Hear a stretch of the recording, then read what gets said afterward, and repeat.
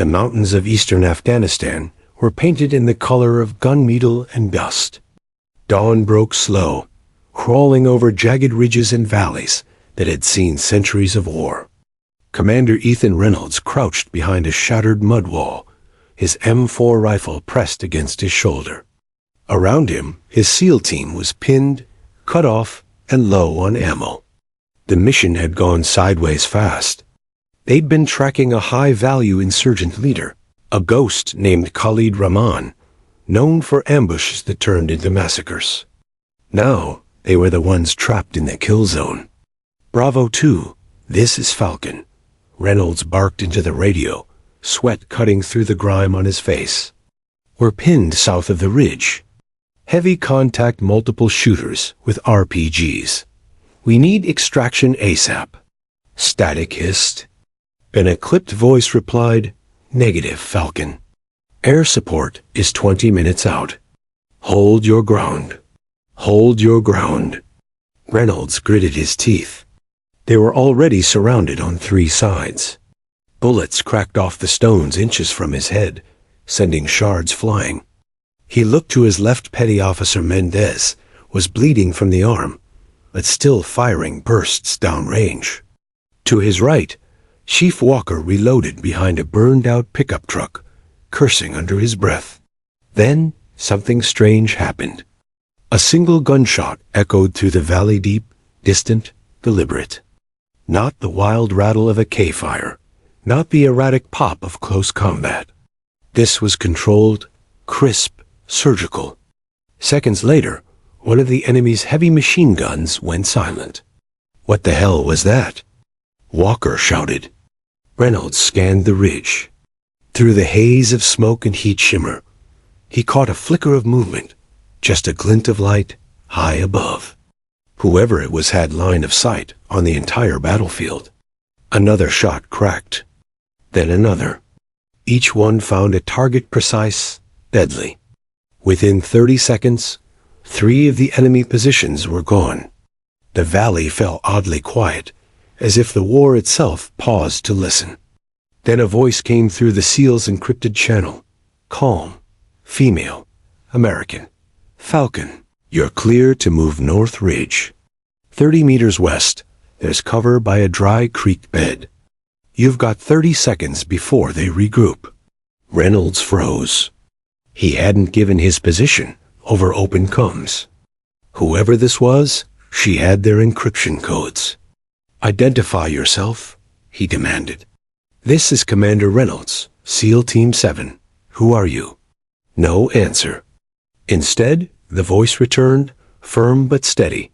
"Move, Commander, now." Something about her tone-controlled, unwavering hit him harder than the gunfire. It wasn't the voice of a rookie or a civilian. It was trained, disciplined, military to the core. Reynolds hesitated only a second before giving the order. "All right, boys, you heard her. Move." The SEALs sprinted for the creek bed, diving into the shallow trench just as a new burst of enemy fire tore through their old position. Dirt exploded where they'd been seconds ago. She'd saved them. "Whoever you are," Reynolds muttered into the mic, "you've got good eyes." "Eyes aren't the only thing I've got," she replied quietly. "You've got 6 hostiles circling behind the old truck." 10 seconds. Reynolds glanced toward the burned-out vehicle. Sure enough, shapes moved in the smoke. Before he could react, 2 quick shots echoed. The figures dropped. The team stared in stunned silence. Whoever this sniper was, she wasn't just helping, they were being guided. The firefight continued for another 20 minutes, but the tide had turned. Every time the enemy tried to flank or regroup, that unseen shooter dismantled them from afar. Her voice came through the comms like a steady heartbeat, short, efficient bursts of intel. "Left ridge. 150 meters. Sniper on the minaret 3 seconds. Move on my mark." And every time she spoke, death followed her words. Finally, air support roared overhead. A pair of Apachas swept the valley, shredding the last of the enemy resistance. The SEALs secured their wounded and began extraction. When Reynolds called back to base for the sniper's identity, the operator sounded confused. "Sir, we don't have any friendly snipers in your AO." Reynolds frowned. "Check again. Whoever's on Overwatch saved our asses. She's on your encrypted channel." "Negative, Commander," came the reply. "No such operator on record." Reynolds turned to Walker, who was wiping sweat from his face. "You hear that?" Walker nodded grimly. "Then who the hell's been shooting for us all morning?"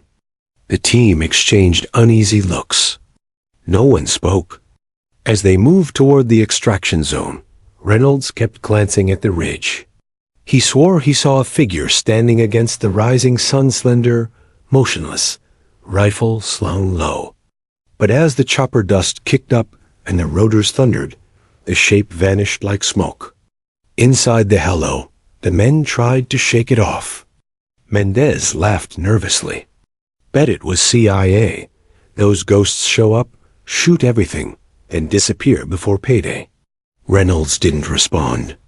He was staring out the open hatch, eyes locked on the distant ridge.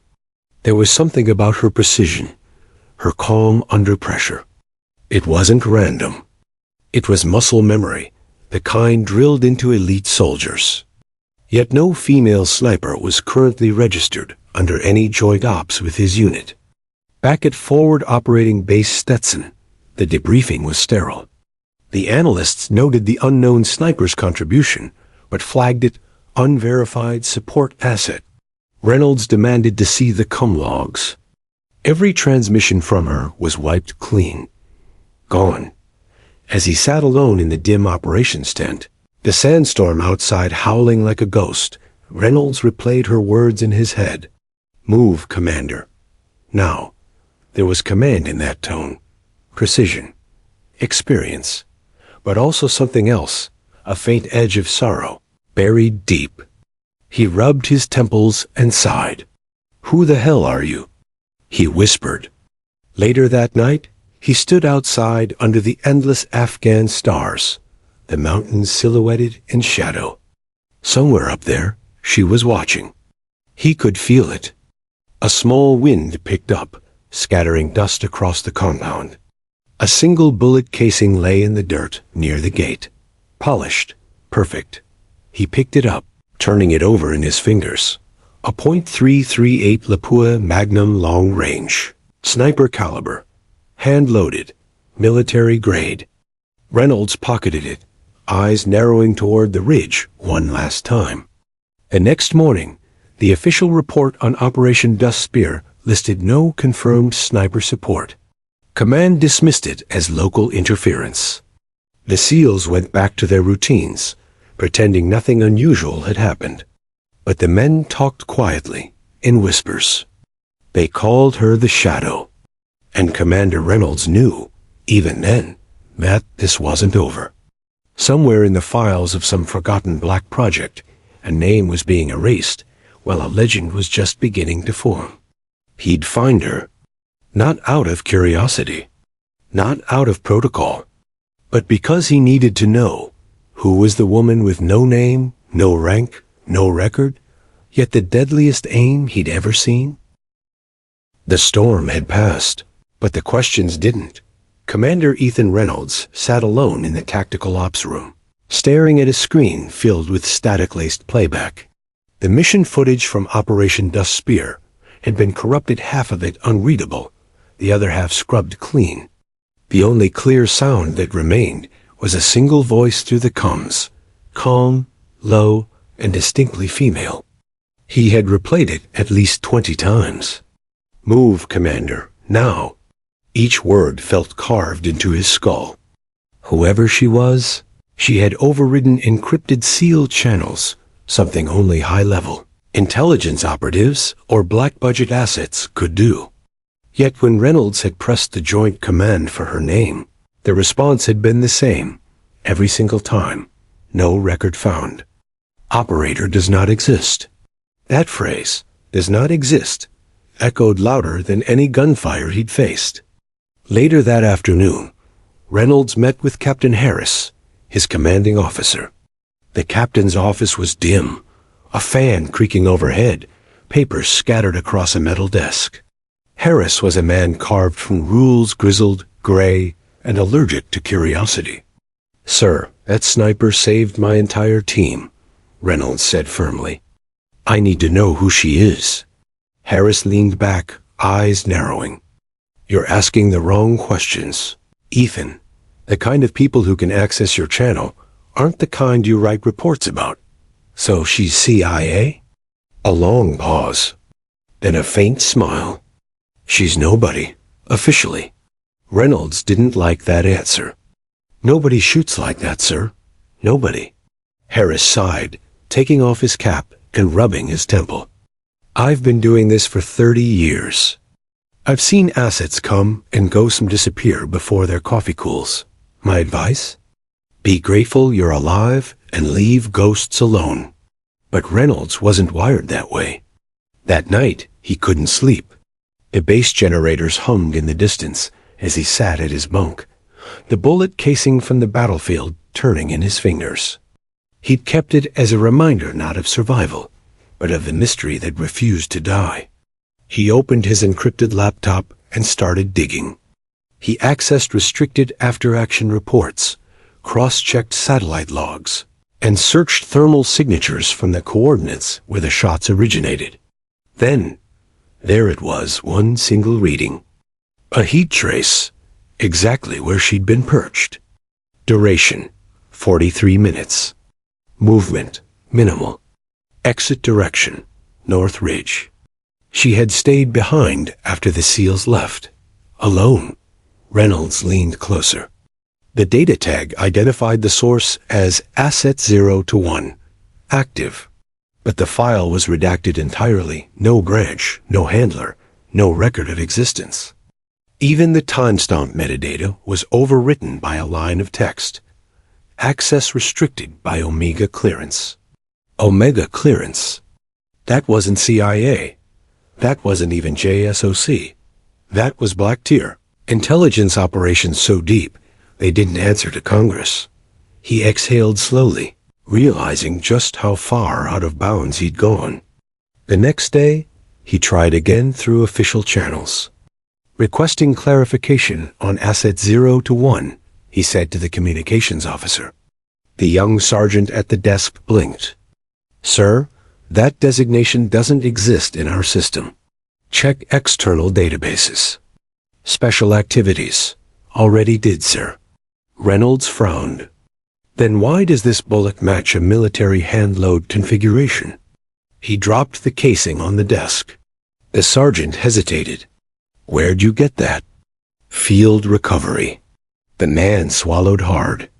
"Sir, that's not standard Navy issue. That's custom match-grade classified caliber. The kind used by long-range government shooters." Reynolds leaned in. "Like who?" The sergeant glanced around, lowering his voice. "Like people you'll never meet." Over the following week, whispers began spreading across the base. A few soldiers swore they'd seen a woman at the edge of the training range, one night-long rifle slung over her shoulder, moving through the dark like vapor. Others said they heard about a sniper who operated solo for intelligence agencies, but wasn't on payroll, an independent ghost called 01. No one had proof. Only stories. Reynolds didn't care about stories. He needed facts. He called in a favor from an old contact Major Luke Anders, a tech officer once attached to cyber ops. Anders was stationed at Bagram, a few hundred miles west. They met over a secured link. The video feed flickered to life, showing Anders with a mug of coffee and that same mischievous grin he'd always had. "Ethan Reynolds. I knew you'd get yourself into something classified again." "Need your help," Reynolds said. "There's an Asset 01. Supposed to be civilian. She's not. I want her real file." Anders whistled. 01? You really picked a hornet's nest, brother. You know her?" "I know of her," Anders said, lowering his voice. "She's not on the books." Never was.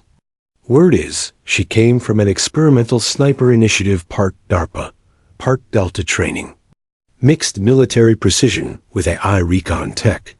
The program shut down after half the team vanished in Syria. What happened to her? Anders shook his head. No one knows. Some say she refused deactivation. Kept working rogue missions for her own reasons.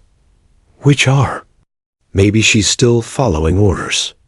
Maybe she doesn't know the war ended for her. Reynolds felt a chill crawl down his spine. Later that evening, Reynolds was summoned to the command tent.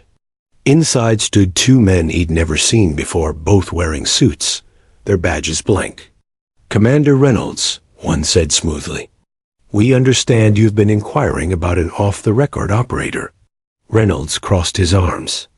"You mean the woman who saved my team's life?" "Yeah, I've been inquiring." The man smiled faintly. "Consider this your last inquiry. Is that a threat?" "A favor," the second man replied. "You saw something classified. It stays buried. That's how she works. That's how she stays alive." Reynolds' jaw tightened. If she's still active, she deserves recognition. She doesn't want recognition. She wants to disappear. They left without another word, but their message lingered like gunpowder smoke. That night, a storm rolled across the desert. Reynolds stood outside his tent, the wind whipping dust into his face. He thought about the voice again, the impossible accuracy, the way she seemed to know exactly where the enemy would move. Was she human? Or something far more engineered by the shadows of American intelligence? He clenched his fists. Every instinct told him to let it go. Every soldier's code said, "Follow orders, don't chase ghosts." But that voice, steady, commanding, calm, wasn't something he could forget. He looked at the casing again, under the faint light of his flashlight. Etched near the rim, so small he'd missed it before, were 3 engraved letters. Z1. He exhaled slowly. 01. In the morning, Reynolds was called into the war room for a new mission briefing. As he entered, the projector screen flickered on, showing a satellite image of a mountain stronghold. "Commander Reynolds," said the intel officer, "your team will be leading Operation Viper's Den. Target, high-value insurgent hub. You'll have long-range support from an external asset." Reynolds narrowed his eyes. "External asset?" The officer nodded. "You'll receive her intel through Secure Channel Bravo." "Her?" "Yes. No further details authorized." Reynolds' heart thudded once, hard. The same calm voice from the valley echoed in his memory. "Move, Commander. Now." He straightened, suppressing the flicker of a grin. So she wasn't gone after all. And somewhere, hundreds of miles away, on a mountain range where snow met sand, a lone sniper adjusted her scope. Through her headset, an encrypted line blinked green. "Commander Reynolds," she whispered. "Welcome back to the game." 2 weeks later, the Nevada sun scorched the sand like a furnace. The sky was endless blue, the horizon rippling with heat. Commander Ethan Reynolds stepped out of the helicopter and squinted at the desert expanse stretching before him. He wasn't here for combat, at least not officially. Joint Special Operations Command had ordered him and his SEAL team to a classified training facility known only as Range 16. The purpose, long-range coordination drills. But Reynolds knew military language too well. When things weren't fully explained, it meant someone up the chain was hiding something. He glanced at his men unloading gear, all restless, skeptical, and curious. Walker muttered, "Sir, we're SEALs, not Boy Scouts. What's this coordination exercise supposed to prove?" Reynolds shrugged. "That's what we're about to find out." The facility was enormous flat land, surrounded by steel fences, dotted with black domes and antennae that looked like eyes turned toward the sky. Inside the main building, they were greeted by Colonel Weaver, a stern, No-nonsense woman whose calmness could silence a storm. "Commander Reynolds," she said, shaking his hand briefly. "Your unit's performance in Operation Dust Spear was impressive. You were lucky." Reynolds studied her eyes. "Luck had a voice, ma'am." Weaver's expression didn't change, but something flickered behind her gaze, a quick calculation, like she was deciding how much truth he deserved. "Follow me," she said. They entered the firing range, a sprawling valley of steel targets, drones, and wind towers. At the far end stood a line of shooters from various elite divisions: Green Berets, Delta Force, Recon Marines, even 2 Air Force Parascumen. Each of them represented the best in long-range marksmanship. But there was one figure apart from them all. Standing alone near the shaded edge of the range was a person wearing full tactical gear, lightweight camouflage, black gloves, and a mask that covered everything but the eyes. A long sniper rifle rested across her shoulder. Reynolds froze. Something in his gut twisted. The stance, the precision, the silent control, it was her. "Who's that?" Walker whispered. Weaver answered flatly, "Cody name 01. She's joining this exercise to test coordination efficiency between units." Reynolds tried to keep his voice neutral. "She's the external asset from Viper's Den, isn't she?" Weaver gave him a sideways glance. "Commander, some questions don't have clearance." That was confirmation enough. When the exercise began, Reynolds' team was given a simulation scenario. Their mission: locate and neutralize multiple targets scattered across 5 kilometers of rugged terrain. 01 would act as their overwatch. The SEALs crouched behind a dune as digital targets began popping up in the distance, some moving, some static. The team's spotter called ranges. Reynolds relayed coordinates into the comms. "Bravo team in position," he said. "Copy," came the calm female voice through his headset. "Wind steady at 12 knots. Adjust left 0.5 mil. Target at 1,600 meters mark." Reynolds felt a chill crawl up his spine. That voice. It was the same one that had guided him through hell. He raised his binoculars. Target in sight. Before he could issue a fire command, the shot rang out. A second later, the steel plate downrange shattered. "Impact confirmed," said the range officer. The SEALs exchanged glances. No one had even seen her move. "Holy hell," Walker whispered. She didn't miss a beat. For the next hour, it continued. Every target, no matter the distance, angle, or condition, was struck dead center. 01 moved like a ghost, barely shifting her position. Each adjustment, each breath, was perfect. Even the Delta snipers stopped to watch. At one point, a sandstorm rolled through, obscuring vision. Visibility dropped to almost nothing. The exercise coordinator was about to call a halt when 01's voice broke through again. "New target. 3 o'clock, 2,100 meters. Wait for my shot." Everyone looked around.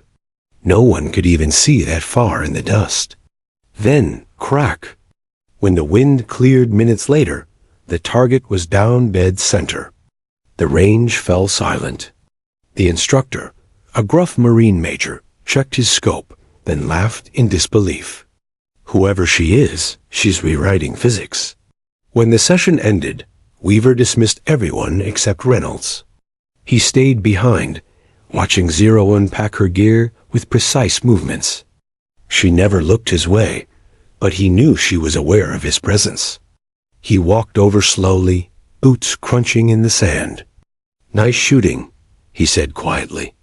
She froze, turned slightly. Behind the mask, her eyes were a cool gray sharp, emotionless, and yet somehow weary. "Thanks, Commander," she replied softly. His chest tightened. It was her voice. "You were in Afghanistan," he said. "Dust Spear, you saved us." She paused, then turned away. Different theater. Different story. He stepped closer. You're the same sniper. Don't deny it. Finally, she looked at him fully. Does it matter? It does to me. Her gaze lingered a second longer, then drifted toward the horizon. You think you want answers, she murmured. But once you know how deep the orders go, you'll wish you didn't ask. Reynolds frowned. Orders from who? She slung her rifle over her shoulder and began walking away. From the same people who erased my name, she said quietly. And yours, if you are not careful. Before he could respond, she disappeared behind a convoy of trucks, leaving him standing in the wind and dust. That night, the SEALs gathered around the mess tent. The conversation was electric, everyone talking about the masked sniper. She broke the world record for precision shooting in a sandstorm, one Marine said. She's not human, another muttered. Reynolds said nothing. He sat apart, eyes on the horizon where the last of the sun was dying behind the desert mountains. He knew she was out there, watching, listening. He remembered what she'd said. Once you know how deep the orders go. He couldn't shake the feeling that this wasn't just a test. It was a warning. The next morning, Colonel Weaver handed Reynolds a sealed envelope. Your team's next mission briefing, she said. Deployment in 72 hours. You'll be heading east. Reynolds opened it. Operation codename, Viper's Den. Same mission. Different location. And at the bottom, in red ink, a single line. Overwatch support assigned. Operator 01. Reynolds met Weaver's eyes. You knew this was coming. I don't make assignments, Commander, she said. I just pass them along. What is she? He asked quietly. Weaver's jaw tightened. She's what happens when the government builds something too perfect to control. Later, as his team prepared to deploy, Reynolds walked alone toward the range again. The sun was setting now, turning the sand blood red. On the far hill, he saw her silhouette, rifle in hand, staring into the distance. He didn't call out this time. He just stood there, watching the shadow of a woman the military pretended didn't exist. Somewhere in the wind, her voice seemed to echo soft, almost a whisper. Keep your men alive, Commander. That's all that matters. And before he could even blink, she was gone again, just a ripple of dust beneath the fading Nevada light. The world beyond the helicopter's open bay was pitch black, sliced only by the distant glint of lightning over the Afghan mountains. Commander Reynolds gripped the side handle as the rotors hammered against the storm. Below, jagged terrain awaited territory that the CIA itself had labeled black soil, meaning no rescue, no backup, no witnesses. This was Operation Viper's Den, an assault on a Taliban command base buried deep in a valley that no drone could fully map. The enemy had anti-air batteries, tunnels, and night vision advantage. Yet the SEALs were going in. The mission brief had included one unusual detail. Overwatch assigned, civilian contractor, designation 01. Civilian. That word alone made the team uneasy. Reynolds sat opposite his Men 6 elite operators, whose nerves were coiled tight, eyes scanning their gear. This is off book, he said, raising his voice above the roar of the blades. Intel says the compound's hosting 2 high-value targets. We go silent, surgical, and fast. Extraction in 25 minutes tops. Sir, one SEAL Jensen called over. This 01, any idea who or what that is? Reynolds shook his head. Need to know basis. And apparently, we don't need to know.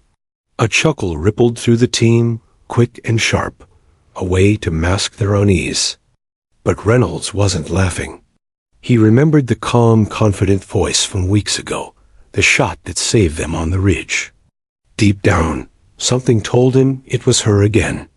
The helicopter banked hard, skimming just above the ridge line before the pilot shouted, Drop zone 30 seconds.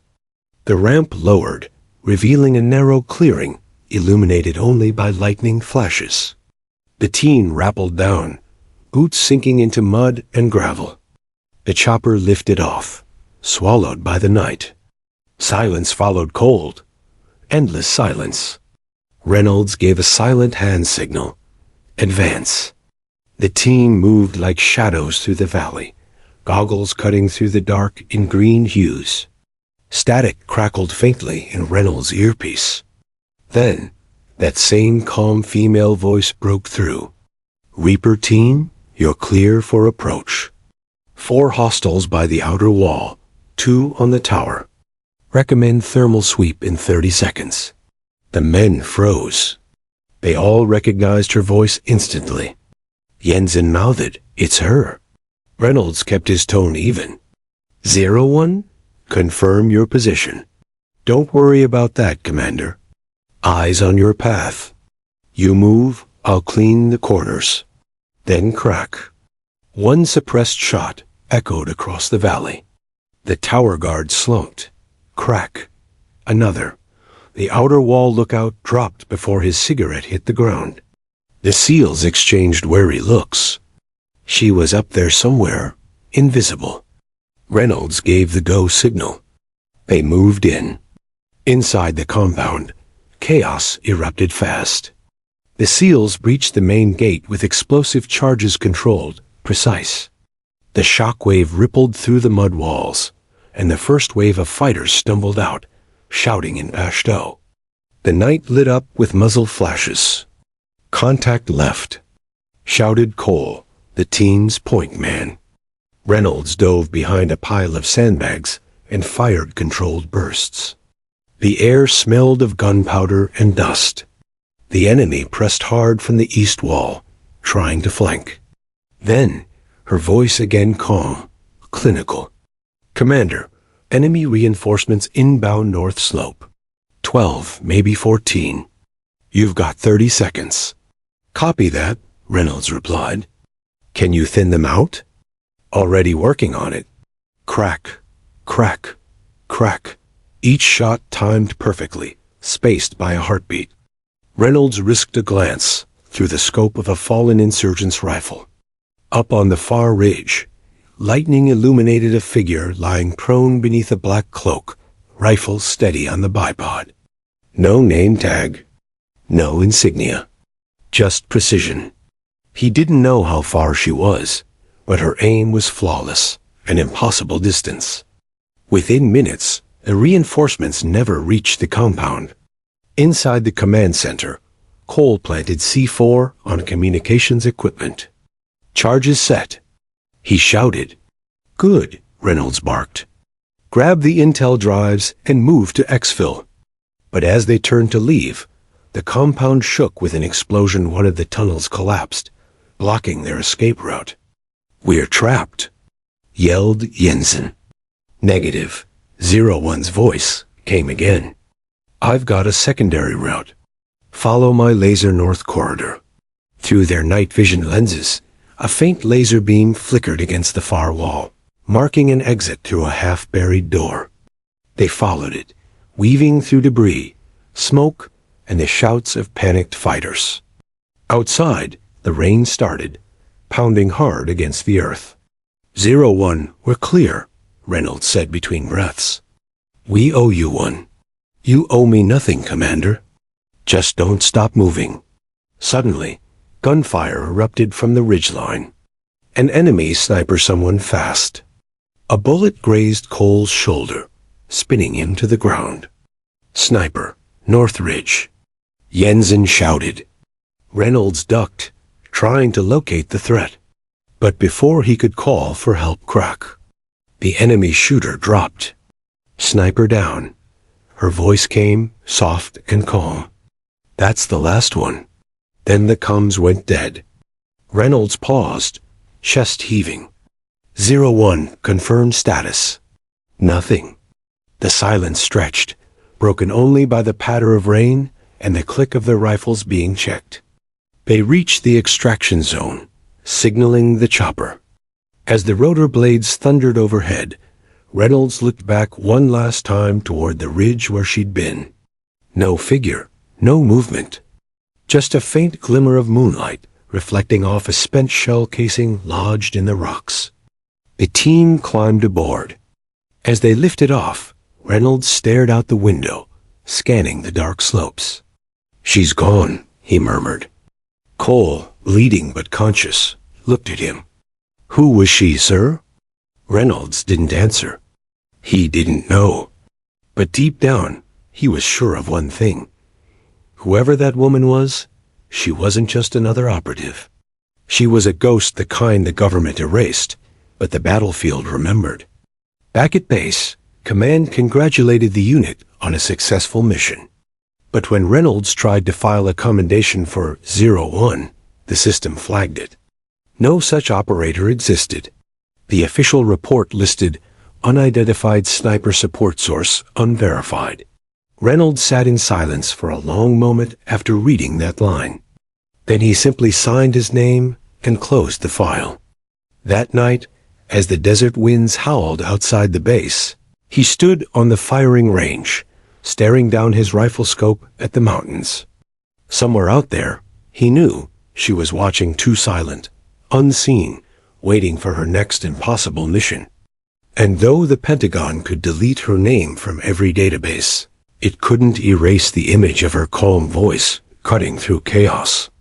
A nameless ghost with perfect aim. The one they called 01. The chopper blades faded into the horizon, leaving behind only dust and the low hum of the mountains. Operation Viper's Den was over, or so the team thought. But war never ended neatly. The Taliban weren't done. They wanted blood. 2 nights after the mission, a strike force of insurgents retaliated, launching an ambush on a U.S. convoy near the same ridge. Commander Reynolds' SEAL team was ordered to provide cover for evacuation, an in-and-out mission, Command said. But nothing in Afghanistan ever went as planned. The team moved under the fading orange dusk, crossing through terrain that smelled of gunpowder and diesel. The ambush site was littered with smoke and burned vehicles. Radio chatter filled the air, chaotic, panicked. Multiple hostiles, bearing southwest, Cole reported through his headset. Convoy survivors are pinned down by the cliffside. Copy that, Reynolds answered. Jensen, take the right flank. Cole, with me. Gunfire erupted like thunder. The SEALs took cover behind a half-buried Humvee, returning controlled bursts. The enemy was close, too close. Then came the sound that froze them, the sharp ping of a bullet grazing armor, followed by a grunt. Cole stumbled, clutching his chest. Blood seeped through his fingers. Man down. Jensen shouted. Cole's hit. Reynolds crawled toward him, pulling the young SEAL behind cover. Stay with me? He barked, pressing a bandage against the wound. Cole's breathing was shallow, his face pale under the dirt. Doc's 5 minutes out, Reynolds said into the radio. We need airlift now. Static, no response. The radio hiss jammed. And then her voice. Hold position. I've got eyes on your 6. Reynolds froze. The team exchanged looks. It couldn't be. 01? Reynolds said, his voice low but trembling with relief. Where the hell are you? Close enough. You've got hostiles moving from the East Ravine. I'll clear them. Keep your man breathing. Then came the first shot, clean, distant, precise. One hostile fell. Then another. The rhythm was surgical. Crack, reload, crack. Each sound echoed like a heartbeat of salvation. The SEALs watched, stunned, as enemies who had surrounded them began collapsing one by one, never knowing where the death came from. Who the hell is she? Jensen whispered, his rifle lowered in disbelief. Reynolds didn't answer. He focused on Cole, tightening the tourniquet. You're gonna make it, he muttered, more to himself than to the young man fading in his arms. Then a low rumble shook the earth, a secondary explosion from the convoy's fuel tank. Flames roared, scattering debris. The SEALs ducked, but the inferno cut off their escape route. "Reaper team," her voice returned, sharper now. "You're boxed in. I'm moving to you. Don't fire on the west approach." "Negative?" Reynolds snapped. "It's a kill zone. Stay out." "Not a request, Commander." Her voice disappeared into static. Seconds later, through the haze of smoke and sparks, a dark figure emerged from the western slope. She moved like a ghost, fast, low, efficient. Black tactical gear, no insignia, face partially covered. She reached the team's position and dropped beside Reynolds. Her hands moved with practiced calm as she ripped open Cole's vest and checked the wound. "He's losing too much blood," she said, voice quiet but firm. "You'll lose him if we wait for medevac." Reynolds stared. It was her, 01, the same steady tone, the same impossible confidence. She pulled a field syringe from her belt, injecting adrenaline, then applied a combat dressing with a skill that looked almost rehearsed. "You pressure here," she ordered Jensen, who obeyed without a word. Bullets whined overhead. She didn't even flinch. "Who authorized you on site?" Reynolds demanded between gunfire. She glanced at him briefly, eyes cold and unreadable. "No one. That's why I get results." Then she stood, slung Cole's arm over her shoulder, and began dragging him through the fire line. "Cover her." Reynolds roared. The SEALs unleashed a barrage of suppressive fire, driving the remaining insurgents back. 01 moved like a phantom darting through smoke, timing each step between enemy bursts. The roar of the inferno painted her silhouette in orange light, like a shadow forged from the flames themselves. At the extraction zone, she waved toward the sky. A faint red flare shot upward her signal. Within minutes, the rotors of a medevac chopper cut through the air. "Go!" she yelled, lifting Cole into the crew's arms. Reynolds arrived seconds later, his chest heaving. He turned to her. For the first time, they were face to face. Her mask was half burned away, revealing sharp cheekbones, a scar running along her jawline, and eyes like tempered glass cold, focused but human. "You shouldn't be here," he said, half in awe, half in anger. She gave a faint, knowing smile.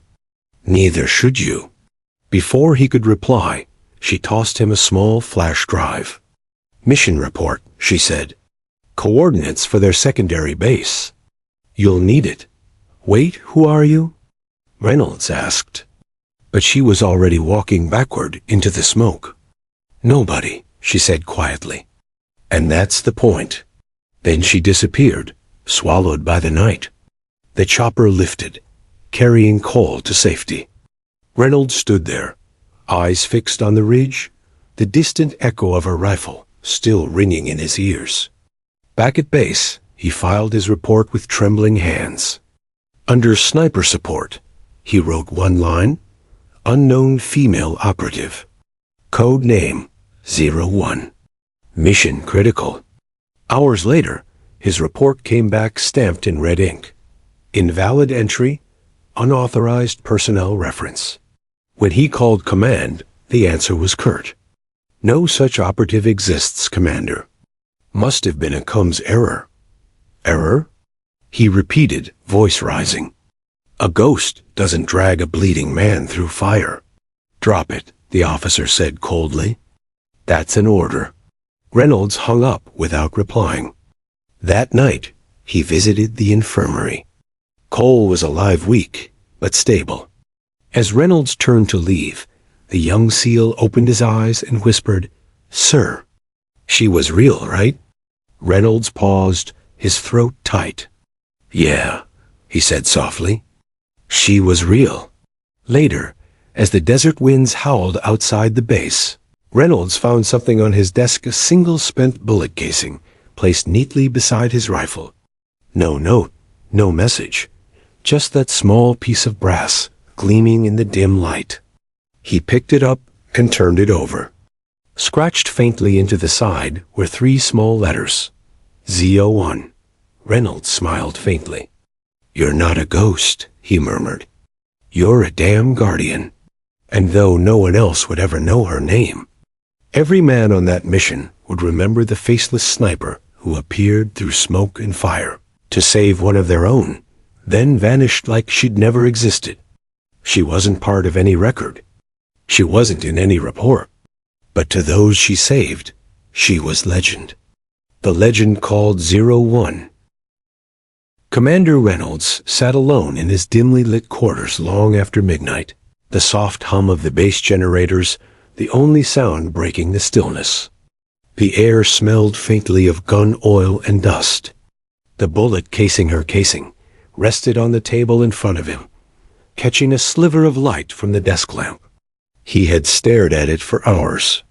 He'd replayed the battle 100 times in his head. The impossible shot, the rescue, the calmness in her voice when everything else was chaos.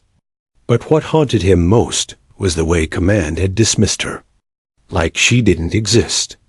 Like she was a ghost written out of history. Reynolds wasn't a man who left questions unanswered. He'd seen too much to believe in coincidences. And if command wanted him to forget 01, that meant one thing: she mattered. He logged into his secure terminal, typing in his clearance codes.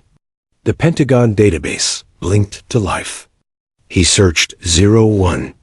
Access denied. Clearance level 9 required. Level 9, higher than his own. That wasn't standard. Even Black Ops missions usually capped at level 8. Reynolds frowned, then switched tactics. He went deeper through old CIA and JSOC, cross-links, outdated archives, retired project folders. Lines of code and forgotten operations scrolled across his screen. And then, there it was. Project Phantom. Status: terminated. Classification: experimental sniper program. He clicked it open. At first, it was all redacted lines and missing files. But the title page had one name partially visible beneath black ink: Subject 01. Gender: Hef. His pulse quickened. 01. He opened the project log, reading every uncovered scrap.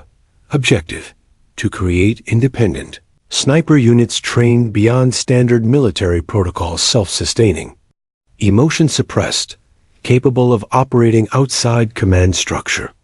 Method: psychological conditioning, extreme range marksmanship, enhanced situational control. Results: only one subject reached full operational capacity. There was a final line that sent a chill down his spine. Status: operator deemed unstable. Program dissolved. Files expunged. Reynolds leaned back, stunned. They hadn't deleted her for failure. They deleted her for success. He sat there for a long time, staring at the redacted paragraphs, trying to picture what kind of soldier could have survived something like that. Then he clicked a hidden attachment, one left unencrypted. A short video file. He hesitated, then hit play. The screen flickered to life. Grainy footage from what looked like a military training facility appeared. A firing range. A female figure knelt behind a rifle, face hidden by shadows. An instructor's voice echoed. Range 1. Wind shift 2 clicks west. Adjust. Without hesitation, the sniper corrected her aim and fired. The target, a 2-inch steel plate, pinged at a distance of nearly 2 miles. The instructor whistled. That's not possible. The woman said nothing, only adjusted her rifle again. Another shot. Another perfect hit. Then the camera zoomed in, just enough to catch a glimpse of her eyes, cold, gray, unflinching. The same eyes Reynolds had seen that night through the smoke. He exhaled slowly, feeling something like awe and fear intertwine in his chest. The video ended abruptly. The file erased itself seconds later. He knew then that the Phantom program hadn't just trained snipers. It had built weapons, human ones, and 01 was the last remaining piece of it. The next morning, Reynolds walked into the communications office, face set in stone. He flashed his ID to the tech on duty. "I need to trace an encrypted transmission from last week," he said. "Sir, we're not authorized to. That wasn't a request." The tech swallowed and nodded, running the logs. After a few tense minutes, he turned the screen toward Reynolds. "Signal origin unknown, but we bounced it through a decommissioned satellite. Here," he pointed to a set of coordinates in the Hindu Kush Mountains. Reynolds stared. "You're telling me she's still out there?" The tech hesitated. "Who's she, sir?" Reynolds didn't answer. He simply downloaded the coordinates and left. That night, he gathered his team: Jensen, Cole, still pale but recovering, and 2 others. "Command doesn't want us asking questions," Reynolds said. "But we owe someone our lives. We're going to find out who she is." Cole gave a faint grin. "You mean we're going to hunt a ghost?" Reynolds nodded. "Exactly." They left under the cover of darkness, a covert recon run off the books. The mountains loomed like jagged sentinels as the team trekked upward, their breath visible in the freezing air. After hours of climbing, they reached the coordinates, a small plateau overlooking a valley. Empty, no camp, no signs of life, just silence, until Reynolds noticed something half buried in the dirt. He knelt and brushed it off, an empty sniper casing, identical to the one she'd left on his desk. "She's been here," Jensen said softly. A faint red dot flickered across Reynolds' chest. "Laser!" Someone shouted. The team dove for cover. Then a familiar voice echoed from the rocks above them. "You're a long way from base, Commander."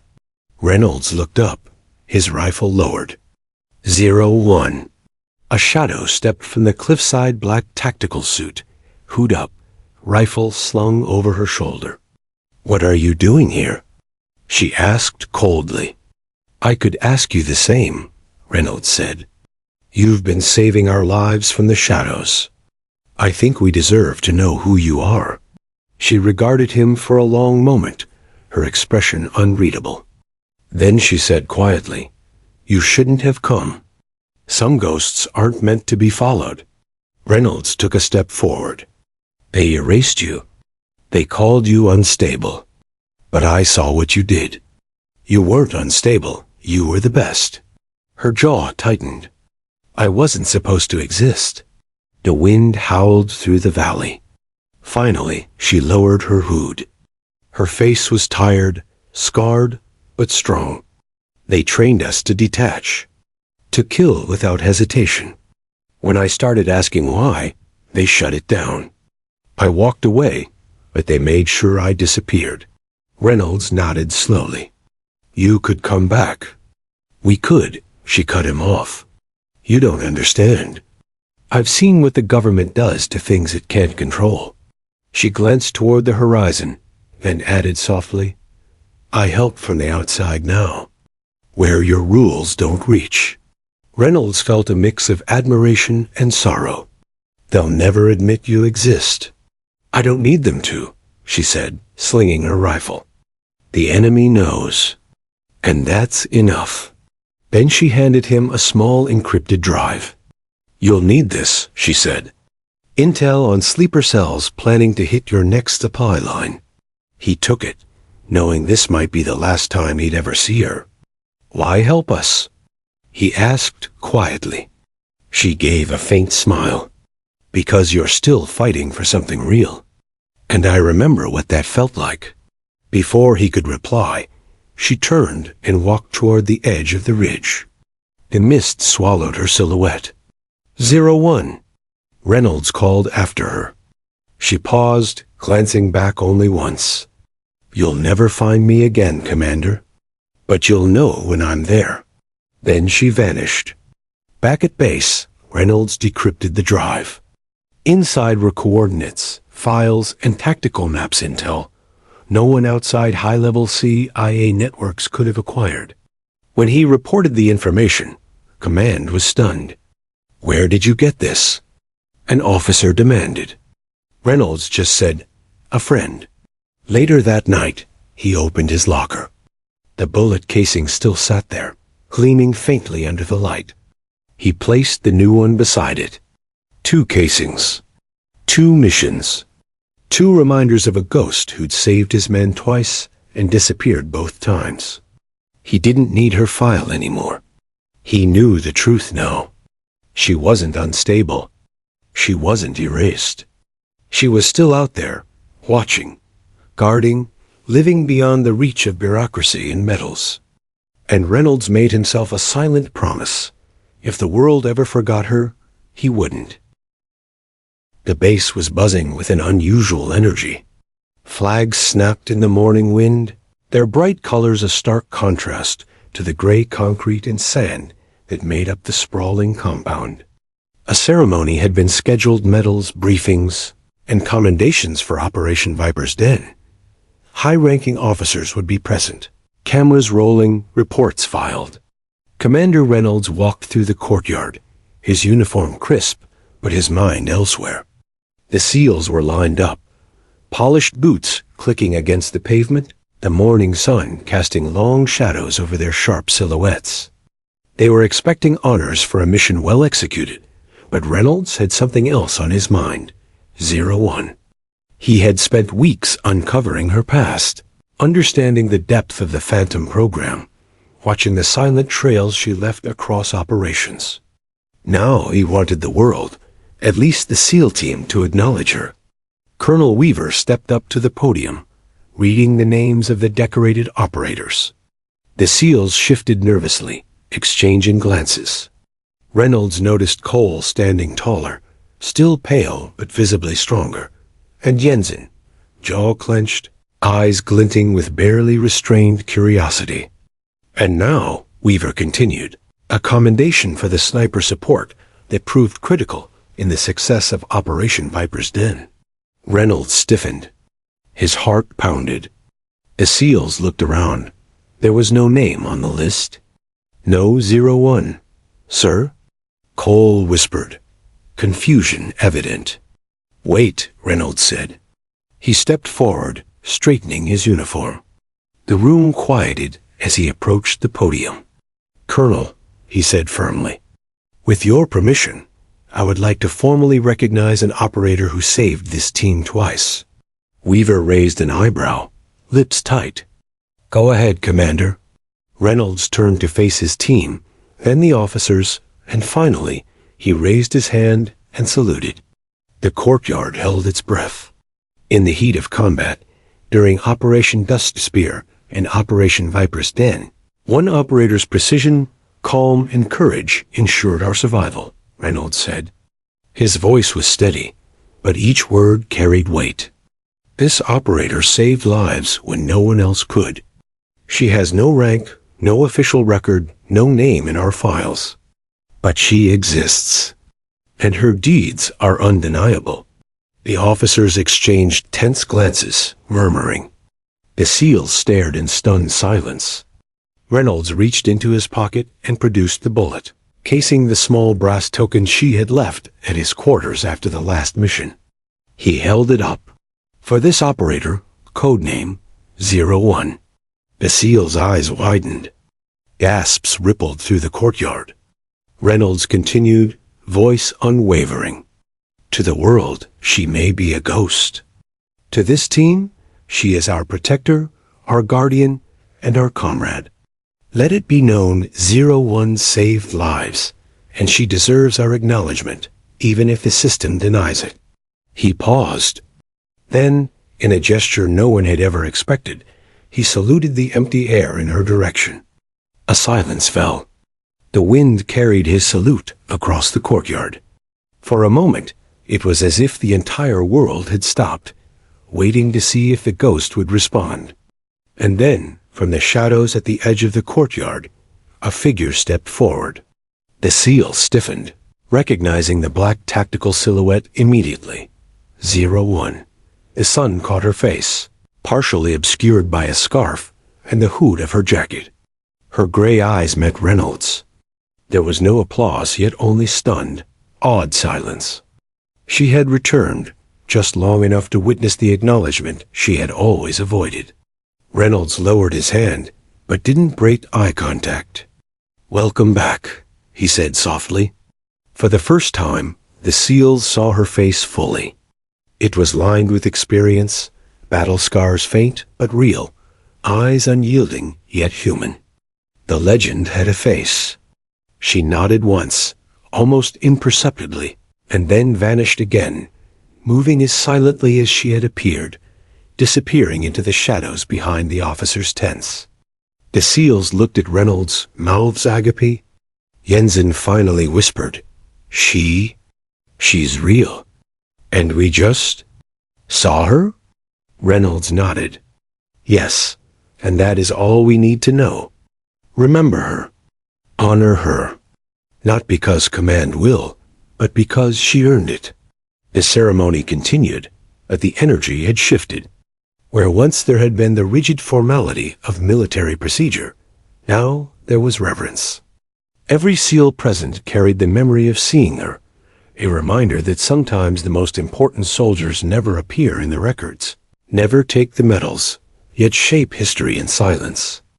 Cole approached Reynolds after the ceremony, still pale but steady on his feet. "Sir, you think she ever come back for us?" Reynolds looked out over the courtyard, eyes scanning the distant ridges. "If we need her, she will. But she moves on her own terms. That's how she survives," Jensen added. "And if she doesn't? Then we carry the memory of what she taught us," Reynolds replied. "Precision, courage, and the quiet strength to act when the world doesn't notice." Later that evening, Reynolds sat alone in his quarters, the same bullet casing on the desk. He rotated it in his fingers, recalling the impossible calm of her voice, the way she had saved Cole, the precision of every shot in the desert night. He whispered, almost as a vow, "I will never forget you, and neither will my team." And somewhere out in the mountains, perched on a ridge beneath a blanket of stars, 01 watched the base. Her rifle rested beside her. She didn't smile, didn't move, didn't signal. She simply observed, knowing her presence mattered more than any medal or commendation. A faint breeze carried her voice across the distance, though no one heard it directly. "Keep moving. Keep living. That is enough." Reynolds leaned back in his chair, closing his eyes. For the first time, the ghost had been acknowledged, not by the system, not by command, but by those who had truly seen her. And that was enough. The following morning, life at the base returned to routine. The SEALs trained, patrolled, and prepared for new missions.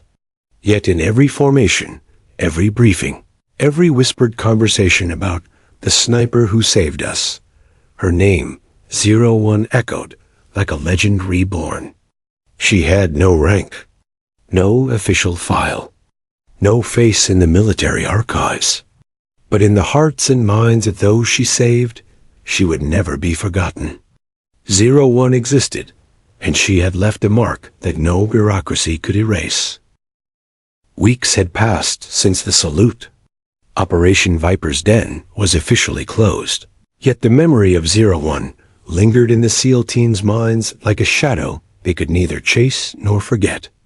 Commander Reynolds walked the base in the early morning light, boots crunching on gravel, eyes scanning the horizon as if expecting to see her appear from the mist.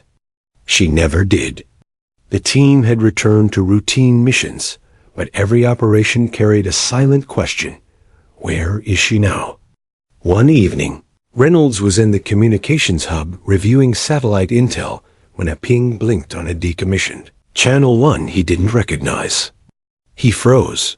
The coordinates were scattered across a remote region near the border of Afghanistan and Pakistan. A single message followed. Reaper 0, live extraction in progress. Coordinates attached.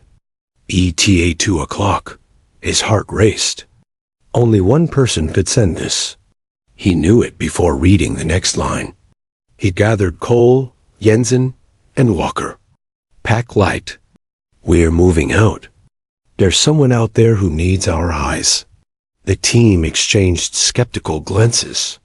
Sir, it's a trap, Jensen muttered. It's too clean. Reynolds shook his head. No, it's her. And if it's her, we follow. Under the cover of darkness, they approached the coordinates by helicopter. The wind tore at their uniforms, and the mountains loomed like silent guardians. Smoke and flickering lights appeared in the distance. An encampment, heavily fortified, yet eerily quiet. Eyes on the ridge, Cole whispered. Movement? Reynolds scanned the area through binoculars. A lone figure moved with preternatural grace, black tactical suit blending with the shadows, rifle slung casually. Even in darkness, her presence was unmistakable. 01, Reynolds muttered under his breath. She raised a hand, signaling the teen to halt. Then she disappeared into the encampment. The SEALs moved carefully, mimicking her silent path. They saw the operation unfold from a ridge above. A group of insurgents were preparing a massive attack, storing explosives near a civilian village. 01 infiltrated alone, every step calculated, every breath controlled. She moved like a shadow within shadows. She's unreal, Jensen whispered. Then came the gunfire, a single burst from her rifle. Target down. Another. Another. Each shot precise, lethal, controlled. Reynolds realized she was not just neutralizing the threat. She was reshaping the battlefield without a single misstep. Suddenly, the enemy detected her. A flare shot into the sky, illuminating the encampment. The SEALs froze. Don't move, her voice whispered through Reynolds' cum. Crack. Crack. Shots rang out from the ridge, suppressing the enemy forces. 01 had created her own kill zone, turning the tables in seconds. Move now, she ordered. The SEALs advanced, clearing paths as she guided them remotely, directing each shot, each maneuver, with surgical precision. By the time they reached the village, all explosives had been neutralized. Civilians were safe, insurgents incapacitated, yet there was no sign of her. Reynolds surveyed the area. She did all this alone. Night gave way to dawn. As the SEALs began evacuating the civilians, Reynolds stayed behind for one last sweep of the coordinates. A figure appeared on the distant ridge, backlit by the rising sun. 01 stood tall, her rifle over her shoulder, eyes scanning the horizon. For the first time, she spoke without urgency. The mission is complete. The threat neutralized. You may leave now. Reynolds approached cautiously, keeping his weapon lowered. Why help us again? He asked quietly. She didn't answer immediately. Her gaze softened just enough to reveal the faintest hint of humanity beneath the legend. Because someone has to act when no one else can. The world has too many rules, Commander. Too many boundaries. But people are worth saving. He nodded slowly, understanding more than words could convey. Do you ever rest? Her eyes reflected the mountains, endless and cold. Rest is a luxury for those with a name. I don't have one, but I have purpose. The wind carried her words away, fading into the peaks and valleys. Reynolds lowered his rifle and offered a formal salute, one last acknowledgement for a soldier who existed beyond recognition, beyond rank, beyond time. She returned the salute, her gesture subtle but unmistakable. Then she disappeared, slipping down the mountainside like a shadow melting into the dawn. The SEALs watched her vanish, their hearts heavy with awe. For them, she was no longer just a ghost. She was a force of nature, silent, unstoppable, untouchable. Sir, Jensen said finally, breaking the silence. We'll never see her again, will we? Reynolds shook his head, voice low but firm. Doesn't matter if we do. She's already left her mark. And every one of us carries it now. Cole added, "You think she'll help again?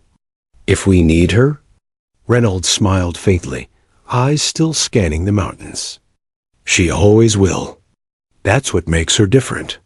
She isn't part of the system. She is the system when it fails." Back at the base, Reynolds filed a classified report with the coordinates, intelligence, and mission success. Every line carefully worded, leaving no trace of 01's involvement. Yet this time, he didn't care if Command ignored it. He kept the bullet casing, the encrypted drive, and a mental catalog of every life she had saved. In the following weeks, the SEALs trained harder, fought smarter, but always carried the unspoken truth.